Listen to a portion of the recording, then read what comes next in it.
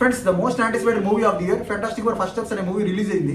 Friends ఈ movie వచ్చేసరికి main గా ఫేజ్ 6 లో ఫస్ట్ మూవీ ఇది మార్వెల్ సినిమాటిక్ యూనివర్స్ లో. ఇక్కడ నుంచి నెక్స్ట్ లెవెల్కి వెళ్ళింది Marvel cinematic universe. So next Avengers start అయింది. సో ఈ సినిమా ఫెంటాస్టిక్ ఫోర్ గురించి మనం మాట్లాడుకుంటే ఈ ఫెంటాస్టిక్ ఫోర్ మూవీ స్టోరీ వచ్చేసరికి ఎర్త్ 868 లో జరుగుతుంటది. సో ప్యారల్ యూనివర్స్ లో సో ఆ టైంలో ఫెంటాస్టిక్ ఫోర్ ఉంటుంది. సో వాళ్ళు ఎర్త్ని కొన్ని ప్రమాదాల నుంచి కాపాడుతూ ఉంటారు. సో వాళ్ళకి వచ్చే కొత్త ప్రమాదమే గ్యాలక్టస్. సో సూపర్ సెలెస్టియల్ బీయింగ్ గ్యాలక్టస్ వచ్చేసరికి ప్లానెట్స్ ని కన్సూమ్ చేస్తుంటాడు అతను ఆహారంగా. సో అతని కన్ను వచ్చేసరికి ఎర్త్ మీద పడింది. సో నెక్స్ట్ ఆహారము. సో అందువల్ల ముందుగా సిల్వర్ సర్ఫర్ని పంపిస్తారు. So female వర్షను. సో వాళ్ళకి ఎర్త్కి వార్నింగ్ ఇవ్వడానికి, ఎర్త్ అలర్ట్ చేయడానికి. సో నెక్స్ట్ మీరే భోజనము మిమ్మల్ని గెలక్టస్ తినబోతున్నాడని. సో ఇంకా వీళ్ళు అలర్ట్ అవుతారు ఫెంటాస్టిక్ ఫోర్ వాళ్ళు. సో వాళ్ళు ఒక జర్నీకి వెళ్తారు ఆపుదామని గెలక్టస్ ని ట్రై చేస్తారు కానీ వర్కౌట్ అవ్వదు. సో గెలక్టస్ వస్తాడు ఎర్త్కి, ఇంకా గెలక్టస్ ని చివరిలో ఓడిస్తారు. అదే స్టోరీ ఈ సినిమాలో. స్టోరీ అయితే సింపుల్ గా ఉంటుంది కానీ వాళ్ళు ఆ స్టోరీని తీసే విధానం సూపర్గా ఉంది ఫ్రెండ్స్. మన పాత సినిమాలు చూసుకుంటే మనకి ఇదివరకు వచ్చే సినిమాల్లో ఫెంటాస్టిక్ ఫోర్లో 2007లో వచ్చిన మూవీ సిల్వర్ సర్ఫర్ అనే మూవీ వచ్చింది. సో ఆ సినిమాలో ఏంటంటే silver surfer main villain. And ఈ సినిమాలో డైరెక్ట్గా గ్యాలక్టస్ని దించారు.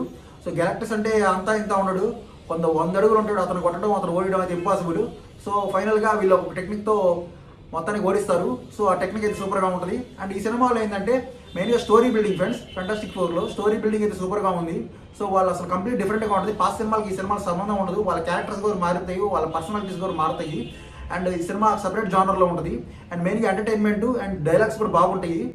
అండ్ ఇక్కడ నుంచి నెక్స్ట్ అవెంజర్స్ లింకింగ్ ఉంటుంది. ఈ సినిమా పోస్ట్ క్రెడిట్ సీన్లో డాక్టర్ డూమ్ ఇంట్రడ్యూస్ చేస్తారు. సో నెక్స్ట్ పార్ట్లో డాక్టర్ డూమ్ ఎంటర్ అవుతాడు. సో ఇదైతే మెయిన్ హైలైట్ ఈ సినిమాలో. అండ్ ఈ సినిమాలో మెయిన్ హైలైట్స్ గురించి మనం మాట్లాడుకుంటే ఫస్ట్ హాఫ్లో ఫైట్ సీన్ అయితే బాగుంటుంది. స్పేస్లో చేసే ఫైట్ సీన్ బాగుంటుంది. అండ్ క్లైమాక్స్లో ఫైట్ సీన్ బాగుంటుంది.